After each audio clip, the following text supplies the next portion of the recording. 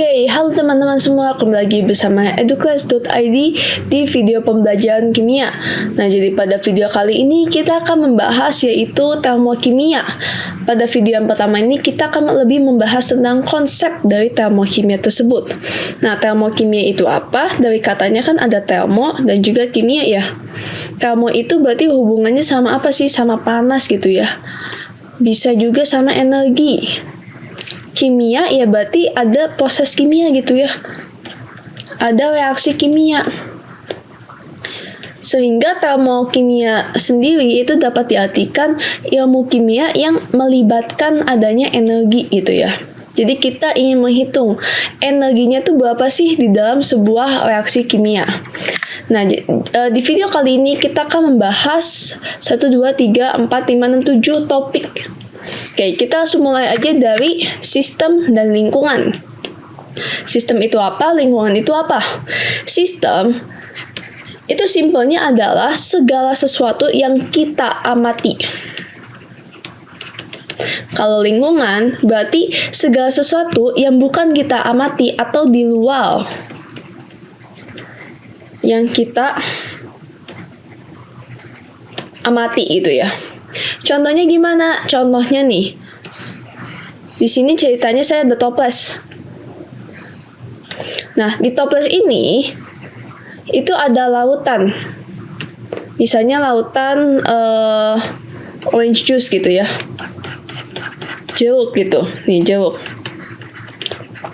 Nah, kita ini misalnya lagi bengong gitu ya. Lagi bengong terus kita lagi memerhatikan si jeruknya ini.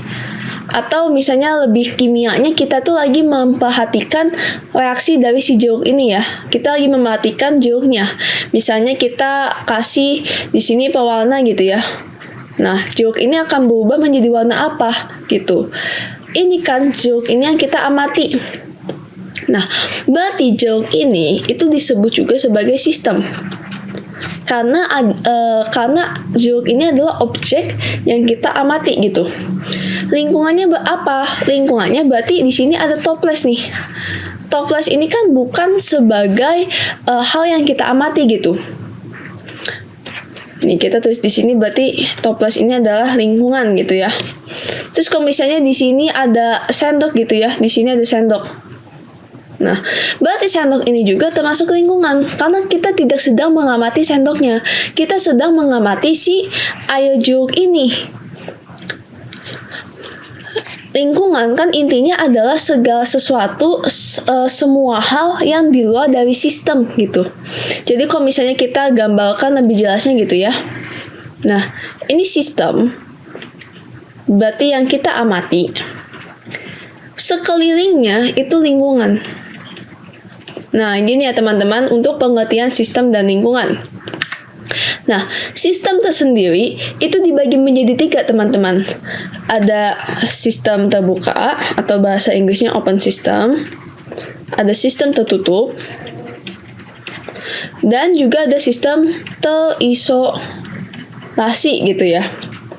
Nah, sistem terbuka itu seperti apa nih? Seperti contoh ini gelas kopi gitu ya, gelas kopi yang panas. Dia kan nggak ada tutupnya ya. Nih, nggak ada tutup. Artinya dia terbuka. Kalau misalnya dia nggak ada tertutup, logikanya kan, oh berarti ada heat transfer dan juga mass transfer. Ada perpindahan panas dan juga ada perpindahan massa. Misalnya kalau perpindahan massa, air di sini menguap. Masanya kan jadi berkurang ya. Kalau heat transfer, kalau misalnya kita biarkan kopi ini terbuka secara lama gitu ya, kopinya kan akan dingin ya. Kopinya jadi dingin gitu. Nah, artinya apa? Artinya kopinya itu ada perpindahan panas.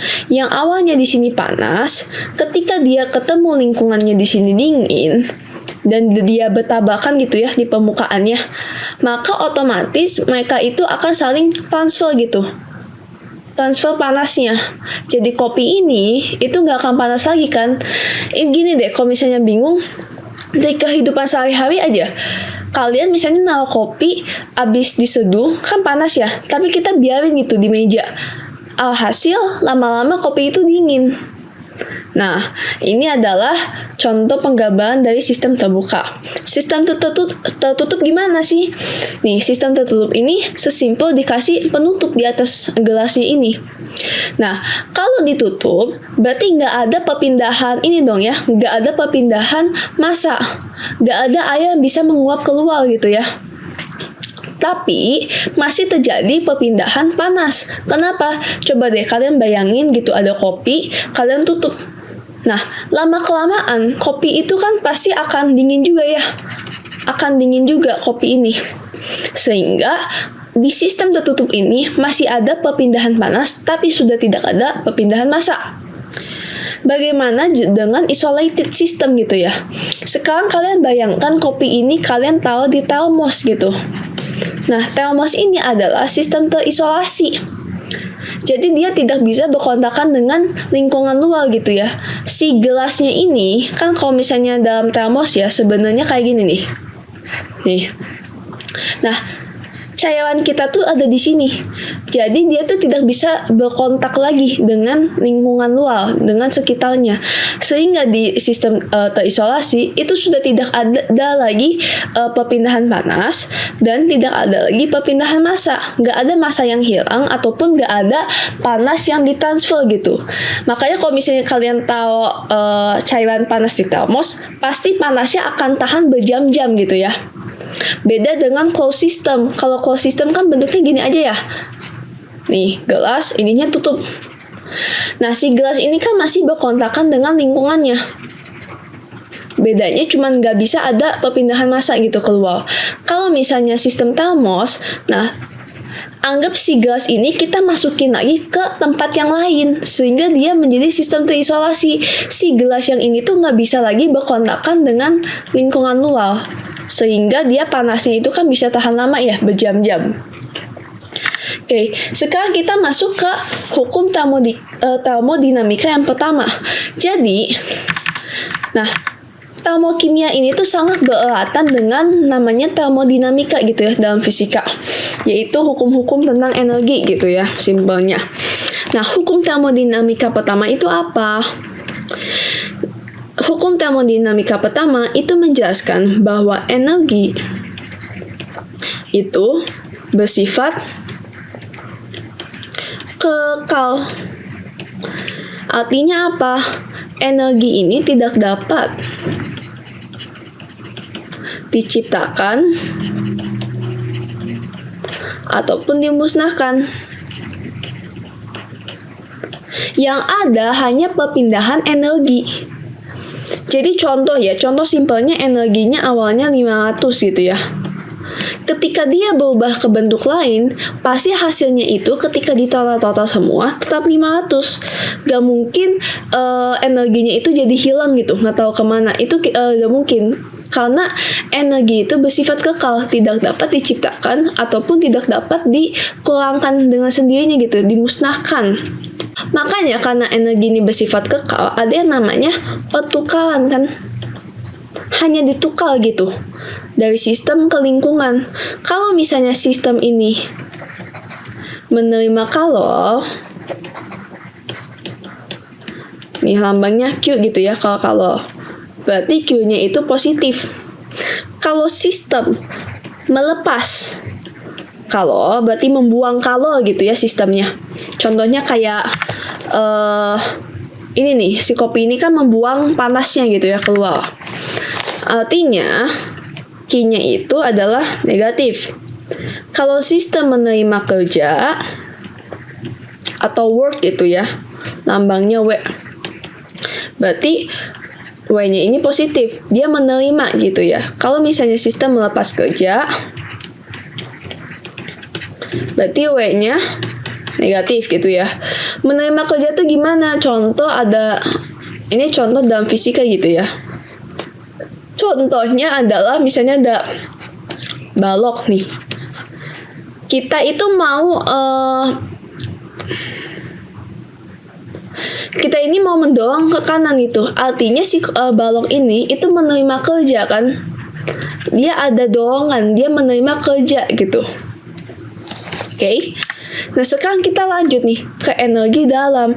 Energi dalam tuh apa sih? Energi dalam adalah total dari energi yang dimiliki sistem. Jadi dalam bahasa perumusannya bisa dikatakan kalau misalnya energi dalam ini adalah gabungan antara kalor dan kerja yang dimiliki si sistem ini. Atau dalam perumusan matematikanya, nah, energi dalam ini dilambangkan dengan delta E, atau misalnya ada delta U gitu ya kalau di fisika, sama dengan Q ditambah W. Nah, ini adalah rumus energi dalam, gabungan antara kalor dan juga kerja. Kalau pada volume tetap, berarti kan kalau volume tetap nih, W ini kan sama dengan P kali delta V gitu ya kalau di fisika. Nah, kalau misalnya volumenya tetap atau isokorik, nama lainnya, berarti kan 0 ya. Nggak ada perubahan volume, artinya W ini nggak ada, 0 kan. Jadi kita bisa simpulkan kalau misalnya pada volume tetap, energi dalam ini sama dengan jumlah kalornya. Ini kalau pada volume tetap gitu ya. Nah, tapi bagaimana kalau misalnya kita mau cari tahu pada tekanan tetap? Nah, muncullah satu konsep di kimia namanya tuh entalpi. Entalpi ini basically adalah energi dalam pada tekanan tetap. Energi dalam itu sendiri kan berarti total energi ya. Total energi yang ada pada sistem gitu. Nah, ketika P-nya ini tetap, si delta E-nya ini tidak sama dengan Q dong. Nih, ketika ini pada tekanan tetap, delta E-nya itu tidak sama dengan Q doang. Berarti ada work-nya kan? Sehingga energi dalam pada tekanan tetap itu juga sering disebut dengan namanya entalpi ini. Entalpi ini rumusnya adalah atau lambangnya adalah delta H gitu. Nah, entalpi ini teman-teman atau energi ini itu kita tidak bisa menentukan energi awalnya berapa, energi akhirnya berapa. Yang kita bisa hitung hanya perubahannya, selisihnya gitu. Makanya rumusnya adalah atau lambangnya adalah delta H delta, bukan H doang. Karena kita sebenarnya tidak bisa menentukan H2-nya berapa, H1-nya berapa secara exact gitu ya, secara pasti itu berapa. Yang kita bisa lihat, yang kita bisa hitung hanyalah perpindahan atau perubahannya. Nah, sekarang kita masuk ke eksoterm dan endotherm. Kalau eksoterm itu apa? Kalau endotherm itu apa? Kalau eksoterm itu artinya melepas kalor. Artinya apa lagi? Delta H-nya minus. Kalau endotherm itu menerima kalor. Artinya apa? Delta H-nya positif gitu ya. Nah, kita bisa lihat dari diagram eksoterm dan endotherm ini. Lihat nih, ini adalah endotherm. Endotherm ini kan berarti positif ya teman-teman. Kenapa positif? Kenapa? Karena energi pada hasil reaksi ini lebih tinggi dari energi reaksinya. Jadi, kalau atau energi ya, hasil reaksi itu lebih besar dari kalor reaksinya gitu ya. Atau di sini lebih tepatnya energi lah ya. Energi. Beda dengan yang si eksoterm. Eksoterm ini kan negatif ya. Nah, kalau negatif lihat aja nih dari diagramnya. Nih, hasil akhir reaksinya yang di sini, ini hasil reaksinya itu lebih rendah kan dari reaksinya. Otomatis kalau misalnya di sini kecil gitu ya, ini besar. Kan kalau misalnya delta itu akhir kurang awal gitu ya teman-teman. Kalau akhirnya itu kecil, awalnya besar, berarti minus dong otomatis hasilnya. Nah, makanya eksoterm ini dilambangkan dengan minus. Nah, sekarang kita coba kembali dulu ke sini gitu ya. Nah, contoh eksoterm endoterm itu apa? Nah, ininya yang kalian harus perhatikan adalah sistem. Kalau eksoterm itu kan melepas kalor, jadi sistem itu melepas kalor ke lingkungan. Contohnya gitu ya. Contohnya ada kopi gitu ya. Kopi. Nah, kopi ini awalnya panas. Beberapa saat kemudian, 30 menit kemudian, kopi ini dingin. Artinya kan dia melepas kalor ya. Dari panas, kalornya ini keluar ke lingkungannya. Nih, lingkungannya. Kalornya ini keluar sehingga jadi dingin. Artinya dia adalah eksoterm karena dia melepas kalor. Tapi teman-teman harus bedakan sama reaksi kimia. Contoh misalnya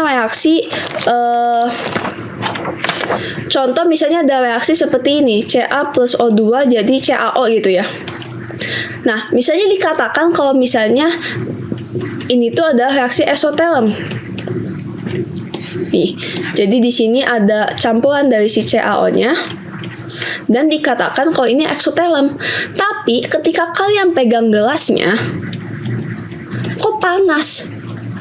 Bukannya tadi di percobaan gitu ya, di contoh yang sebelumnya gitu. Kalau kopi melepas keluar, artinya kan si kopinya jadi dingin. Itu eksoterm. Lah kenapa ini kalau di reaksi kimia pas dipegang gelasnya malah panas? Ingat, yang kita jadikan sistemnya itu adalah ini nih, reaksi ininya. Bukan gelasnya. Oke. Yang kita perhatikan ini adalah molekul-molekul dari si reaksi ini ditambah O2 gitu ya. Nah, proses ininya yang kita jadikan sistem. Proses ininya kan melepas kalor. Kalornya keluar nih, kalornya keluar dari proses ini. Ya berarti kalornya terkumpul juga di gelasnya. Karena nih, yang kita amati ini si CaO-nya, si molekul-molekul dalamnya. Ketika dia melakukan reaksi, panasnya keluar sehingga gelas sekelilingnya itu panas. Jadi ingat, kita harus perhatikan sistemnya mana, lingkungannya mana dalam eksoterm dan juga endoterm. Nah, mungkin teman-teman bisa coba berpikir gitu ya, contoh yang endoterm ini seperti apa sih? Oke. Sekarang kita masuk ke persamaan termokimia. Jadi persamaan termokimia adalah persamaan reaksi kimia yang ada info si entalpinya atau delta H-nya. Jadi ada sebuah persamaan reaksi, tapi ada si delta H-nya. Ini namanya persamaan termokimia. Dan delta H di sini itu menggambarkan untuk 1 mol. Nah, gimana contohnya biar gak bingung nih? Nih, contohnya H2 plus O2 menjadi 2H2O, ada delta H sama dengan min 571 kilojoule. Nah, ini disebut sebagai persamaan termokimia. Kenapa? Karena ada reaksi kimianya dan juga ada data dari si entalpi itu. Nah, tadi kan saya sempat singgung ya, kalau delta H ini tuh melibatkan 1 mol. Nah, ini nanti ada Nah, nanti sebentar lagi kita akan Nah, ini ada di video selanjutnya, yaitu yaitu namanya entalpi standar gitu ya. Kenapa? Karena nih, kita lihat H2 plus O2 menjadi 2H2O. Yang kita bentuk kan si H2O-nya ya, airnya ya. Airnya ini koefisiennya masih 2, sehingga delta H sama dengan min 571 kJ ini masih untuk 2 mol air. Bukan untuk 1 mol air. Tapi untuk video kali ini, kalian cukup pahami bahwa persamaan termokimia adalah persamaan reaksi yang ada si data entalpinya. Oke, selanjutnya baru kita akan membahas entalpi standar di video selanjutnya. Oke, kita masuk ke latihan soal dulu aja.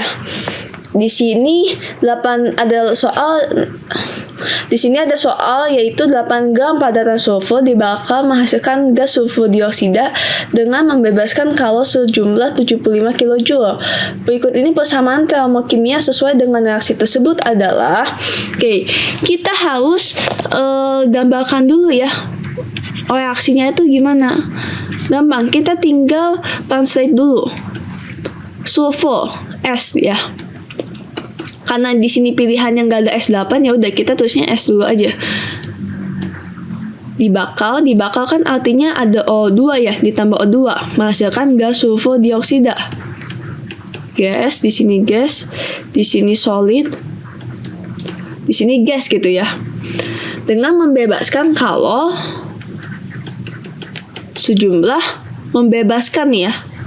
Membebaskan kan artinya minus gitu ya, melepas. Berarti data H-nya ini min 75 kJ gitu ya. Ya udah, berarti kita sudah menentukan sekarang persamaan termokimianya.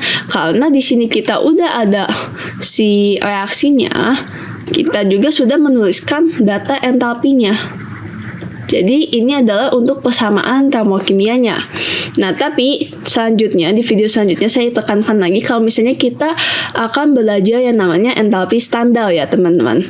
Jadi untuk di video kali ini kalian jangan pernah nulis kalau ini tuh kilojoule per mol, karena ini belum tentu gitu untuk 1 mol dari si entalpi standar itu.